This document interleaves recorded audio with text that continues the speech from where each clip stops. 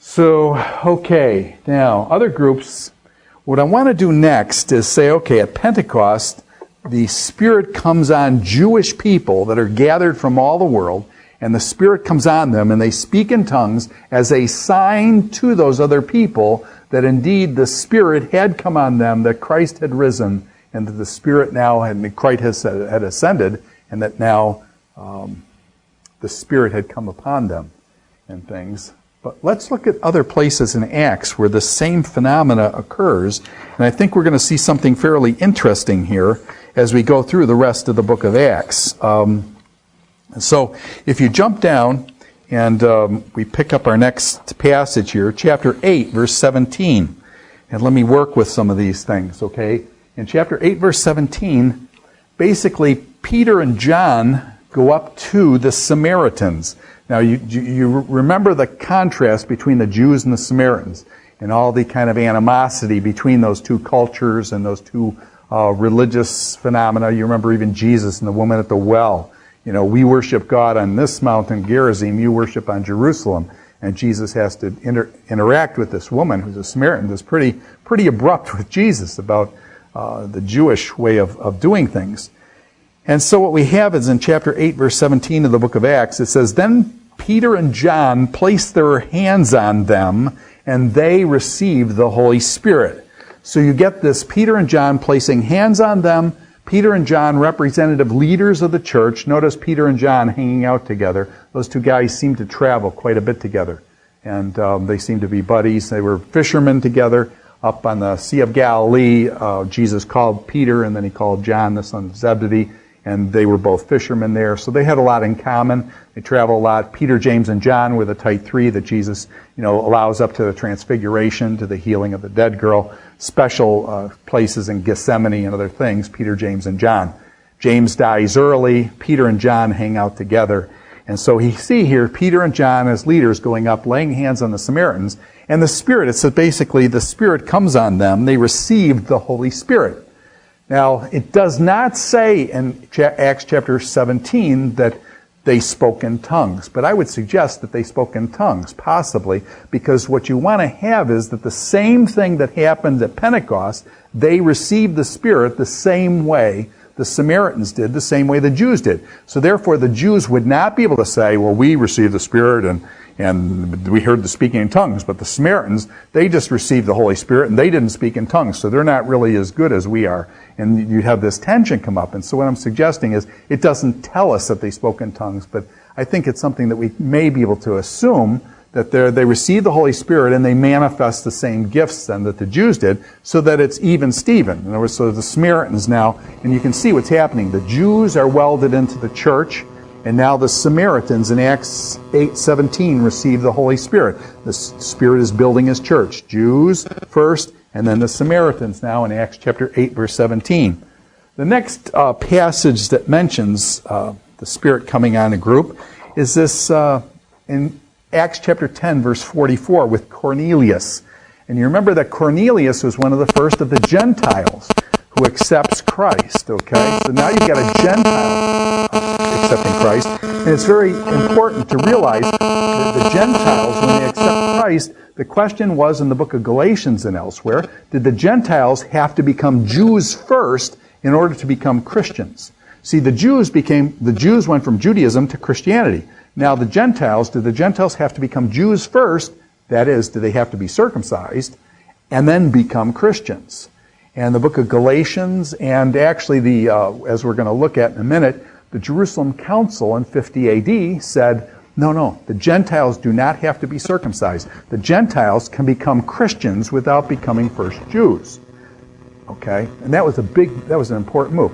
Cornelius was the example that God used Cornelius and basically gave Peter a vision of food coming down, and Peter says, hey, I've never eaten anything unkosher. Everything I've eaten has always had K on the can, okay? It's kosher. And I've never eaten anything unkosher. And God says, hey, don't you call unclean what I've called clean. And then basically giving the message that foods were clean now and the Gentiles were to be accepted. and things. And so there's Cornelius and Peter's visions and stuff. So let's look at actually Acts chapter 10, verse 44. And here's what it says. While Peter was still speaking these words, the Holy Spirit came on all who heard the message. The circumcised believers, that'd be the Jewish ones, okay? The circumcised believers who had come with Peter were astonished that the gift of the Holy Spirit had been poured out even on the Gentiles. Can you hear the kind of the we've got the Spirit's been poured out on us, but even those cruddy Gentiles, the uncircumcised Gentiles, received the Holy Spirit. And how did they know? How did they know that they received the Holy Spirit? For they heard them speaking in tongues and praising God. Okay? Then they were baptized with water after that. In Acts chapter 10, verse 47, the baptism with water came next. But they were baptized with the Spirit. And what was the sign of that they actually had been baptized by the Spirit? It was that they spoke in tongues. My suggestion is that the Gentiles probably what was speaking in tongues. Each man heard them in his own language. Well, what language would that be? If you're Jewish people and these guys are Gentiles, they spoke Greek, you spoke Greek. All of a sudden the Gentiles break into fluent Aramaic or Hebrew, probably Aramaic. Then the Jews say, whoa, okay, these guys, they don't know Aramaic because they're more into the Latin and Greek stuff, and they don't know Aramaic. And all of a sudden, boom, they're fluent in Aramaic and they praise God, and then they said, wow, this is from God. In other words, and what the point is in Acts chapter 10, verse 44, is that the Jews received the Holy Spirit, they spoke in tongues as a sign. The Samaritans received the Holy Spirit. They've been grafted in. Now the Gentiles, even the Gentiles now are grafted into the church. And what is the sign that they received the Spirit the same way we did? They spoke in tongues. And so we know that the same way we spoke in tongues, they spoke in tongues when the Spirit came on them. So now you've got the church being what? Jews, Samaritans in, even Gentiles, uncircumcised Gentiles now in the church, Acts chapter 10. And however, there's one group yet that hasn't been fitted in here yet, and it's very interesting. In Acts chapter 19, there's another group. Acts chapter 19 is Paul on the third missionary journey. On the third missionary journey, I like this because it's easy to remember. On the third missionary journey, Paul spends 3 years at Ephesus. So it's easy to remember. Third missionary journey, 3 years at Ephesus. So Paul, on the third missionary journey, he makes a beeline over. He stays at Ephesus, teaches school of Tyrannus, other things. He teaches there for 3 years. And when he first arrives there, he meets these people. In Acts chapter 19, verse 2, it says, he asks them, did you receive the Holy Spirit when you believed? Did you receive the Holy Spirit? He asks these people, hey, okay, you're believers and stuff. Did you receive the Holy Spirit when you believed? They answered, no. We have not even heard that there is a Holy Spirit. Okay? And basically Paul says to them, well then who are you baptized in? And they said, we're baptized into John's baptism. So these people at Ephesus apparently knew of John the Baptist and had been baptized by John the Baptist, possibly in the Jordan River. And basically they had come to Israel, met John the Baptist, been converted under John the Baptist, but they didn't know about Jesus. They went back. It wasn't like they couldn't get on, internet and Google Jesus and say, oh man, Jesus, the Messiah that we believed in, he's just crucified.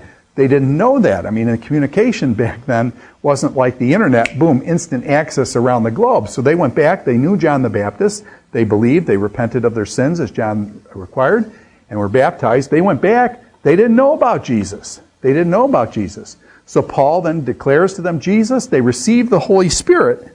They received the Holy Spirit, and Paul placed his hands on them. Remember Peter and John placing their hands on the Samaritans. Paul placed his hands on them, and the Holy Spirit came on them. And what was the sign that they had received the Holy Spirit? And they spoke in tongues. Again, my guess is probably the Greek and Roman people, possibly speaking then some language. Paul knew Aramaic or Hebrew or something like that. Boom. And then he recognizes the same thing. Okay, the Holy Spirit comes on them, they speak in tongues. And these were some of John the Baptist's believers who were left over that didn't know about Jesus. They were believers, but they just didn't know, Christ died, rose again. They just hadn't heard.